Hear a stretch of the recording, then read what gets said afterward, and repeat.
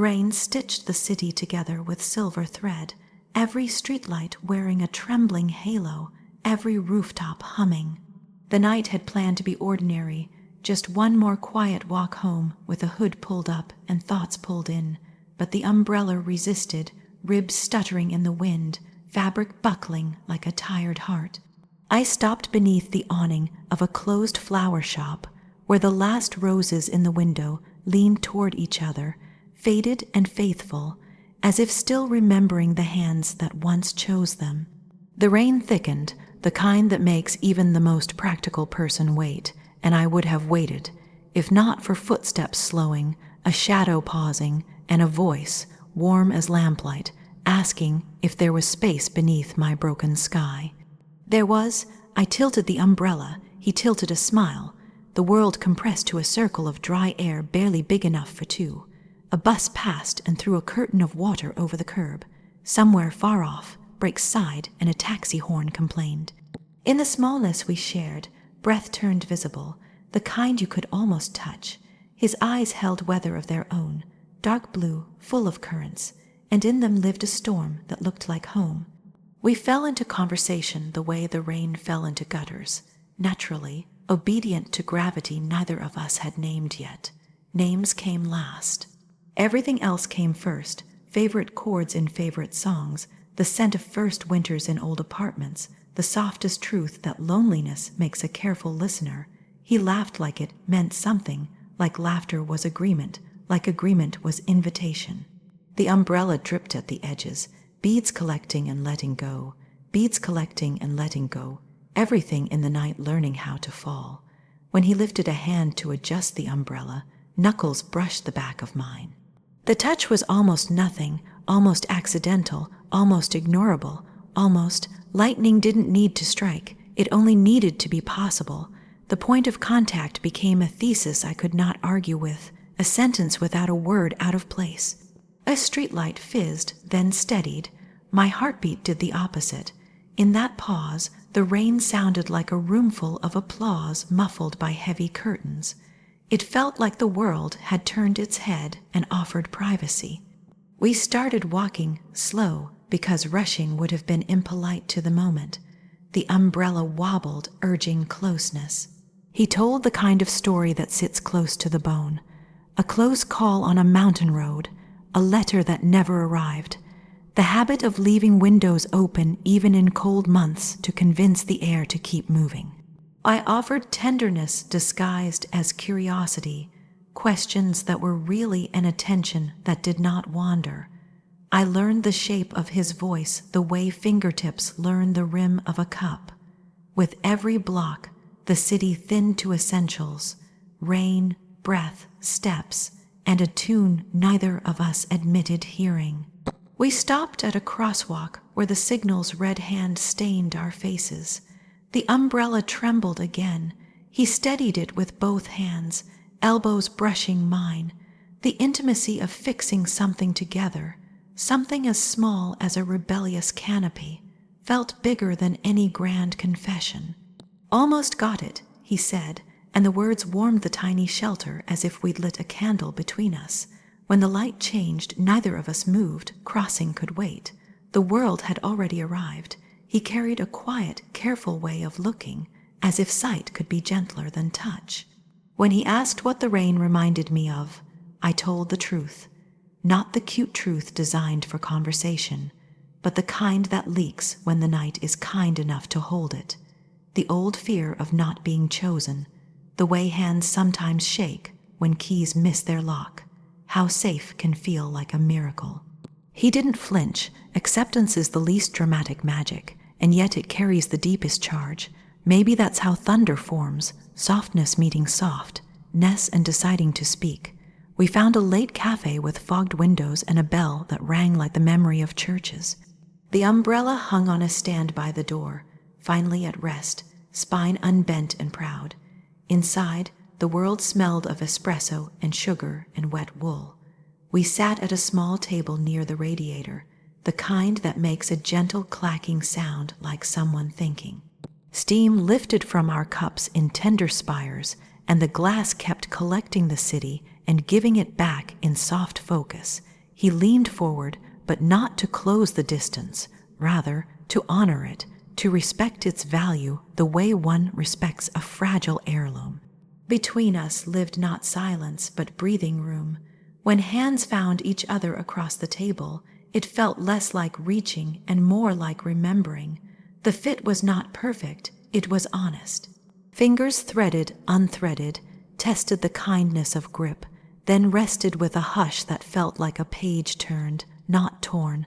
The conversation joined the rain in the background like two instruments discovering they share a key.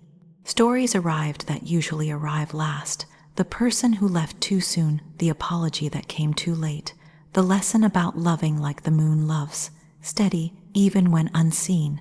There was nothing cinematic about the way everything shifted, and yet it could fill a screen. Eyelashes held little drops. Both of us forgot and blinked them onto napkins. The cafe's clock ticked in reasonable time while our sense of it chose a shortcut. A couple in the corner argued softly about something small. A barista hummed a tune and wiped the counter with practiced circles. And still, the air between us did what the best air does. It made room for what wanted to be said. He asked where the night should go from there. The answer came wrapped in gratitude, not urgency.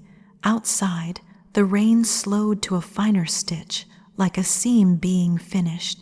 We paid, we stood, we reclaimed the umbrella, now mended enough to behave, and stepped back into a city, newly washed of pretense. Under our moving circle of shelter, the streets surrendered their secrets, how every puddle learns the courage to mirror the sky, how every lamppost offers its small devotion, how even gutters carry their burdens faithfully to the river. We walked the long way without naming it, following the logic of softened footsteps, a bookstore with a sleeping cat on display, a vendor closing a cart with a tired flourish, a violin spilling something that sounded like November. Our shoulders learned each other, the ease and weight, the way bodies negotiate small distances when they intend to keep them small and holy. A laugh at nothing bloomed and faded. We paused to watch rain so lace on the edges of a manhole cover. The city had its rituals. We were learning ours. At a doorway framed in ivy, the umbrella tilted again, as if it too wanted to listen. The nearness was no accident. It had been elected by 100 minor choices: to stop, to share cover, to ask, to answer truthfully, to notice. Gravity gathered around us with devotion. The first kiss did not strike, it arrived. It tasted like warm sugar and rain, like midnight finally telling the morning what happened. Nothing rushed, nothing asked for more than it was given. The world didn't vanish, it leaned closer to here. The kiss ended not because we feared the next thing, but because we wanted to honor the one already happening. Foreheads rested together, eyes closed without darkness. Breaths counted each other and found the sum pleasing. There was a desire that was not hunger, a pull that was not demand, a knowing that bodies speak fluent promise when given the chance to learn the language slowly. Rain applauded again, softer now, as if reminding us to keep time with tenderness. He tucked a stray wet curl behind an ear with a care that made the gesture feel ceremonial. His palm lingered at the edge of jawline, not asking, just greeting. The city exhaled. Somewhere a window was opened to let the night in. Somewhere a poem was being written by someone who didn't realize it yet. The umbrella, heroic and battered, sheltered a moment that did not require rescue, only witness. It would be easy to call it luck, to say the rain arranged it. But the truer thing is simpler and braver. Two people chose to be present at the exact same time, chose to risk the clean edges of their solitude for the soft blur of togetherness, chose to listen for the echo that lives inside the word yes. And once yes entered the circle, it refused to leave, even when the sky began to lighten behind the clouds, even when streetlights surrendered their halos to morning, Even when the umbrella finally closed with a polite click, the circle remained, portable, invisible, real. The first look had not been a spark after all. It had been a doorway, and stepping through felt like coming home.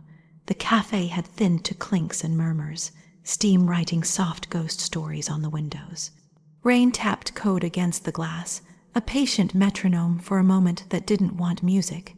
He sat across from me, elbows lightly on the table, a posture that felt like permission rather than insistence. We had already traded the easy facts, names, directions home, the map of small preferences that strangers use to test whether conversation can float. But something else had taken over now, a hush, a draw. The kind of quiet that isn't empty, it's brimming with unsent letters. One fingertip traced the rim of his cup. It made a faint ceramic sigh, and somehow that little sound pressed against my ribs. His eyes held the kind of attention that never feels like a spotlight, more like a porch light left on for a traveler. I met it and held it. The first seconds of it were almost shy, not because it was fragile, but because it was true. Not a stare, a settling. The room adjusted around it, rearranging its chairs and shadows to accommodate what had arrived between two people who were suddenly very difficult to define as strangers. Words would have been a clumsy tool. There was so much specificity in the air that language would have only smudged it. Silence did the opposite, it sharpened. The barista turned a page in a novel, and the paper whispered. A spoon chimed in a glass. Somewhere, a door opened and let in a stripe of colder air. All of it was detail, but none of it was center. The center was a pulse I could hear in my wrists, a mirroring in his throat where it lifted and fell like a small boat that trusted its tide. I noticed new things because there was room to notice them. The tiny freckle near his temple, the way a smile formed there first, almost as if emotion chose a window before it chose a mouth. The way he listened with his whole shoulders, their quiet readiness, the way breath arrived soft and left softer, as though careful not to disturb what was growing. He reached for a napkin, and as our hands overlapped, there was a catch in time, a hitch, like a violinist pausing the bow on the string to feel the wood resonate. Our fingers didn't interlace, they acknowledged. The acknowledgement landed like a letter slid under a door, known, not yet opened. Under the table, feet adjusted, legs found their comfortable geometry, and the floor, scuffed loyal, held still for us. I could feel a gathering inside, not a rush but a slow swelling, like tide on a day with no wind. The quiet wasn't passive. It was doing something, stitching two worlds along their cleanest edges. A glance from him wasn't a question so much as a hand extended palm up. My answering glance said yes without decoration. I wanted to tell everything and nothing in the same breath. Instead, I let my breath tell it. Inhale, there is history, there is ache, there is a whole library here. Exhale, there is room, there is gentleness, there is no demand for proof. He understood the grammar of it. His chest kept time with mine, and we drafted a language that didn't need consonants. When I looked away toward the window, the rain brightened as if complimented. When I looked back, he was still there, exactly as steady as before, like a shoreline that trusts the ocean to return. Something about the quiet suggested age, not weariness but lineage. It felt inherited, as though the moment had ancestors who had sat at other small tables, in other cities, under other storms, and recognized each other by the way their silences aligned. I didn't feel new, I felt remembered. Not in a mystical way that erases choice, but in a deeply human way that honors it. Two people choosing the courage to inhabit stillness together. A couple nearby argued in whispers, grief and pride sharing a booth. The espresso machine exhaled. Neon outside wrote its looping script on wet pavement. He lifted his cup and held it there, suspended, eyes asking a question the lips didn't risk. I answered by doing nothing at all, by staying.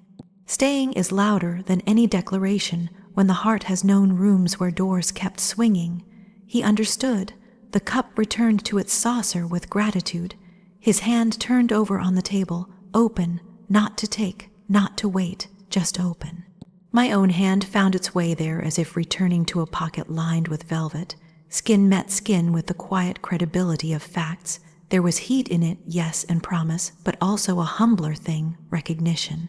The kind that makes the body stop scanning for exits. He watched our hands for a long breath, thumb measuring the place where pulse introduces itself. Mine answered without pretense. The cafe decided not to intrude. We spoke a little because silence, too, needs hydration. The words were simple, favorite lines from books, the first song that ever broke a heart, a childhood scent, clove and oranges, that always meant winter was officially welcomed.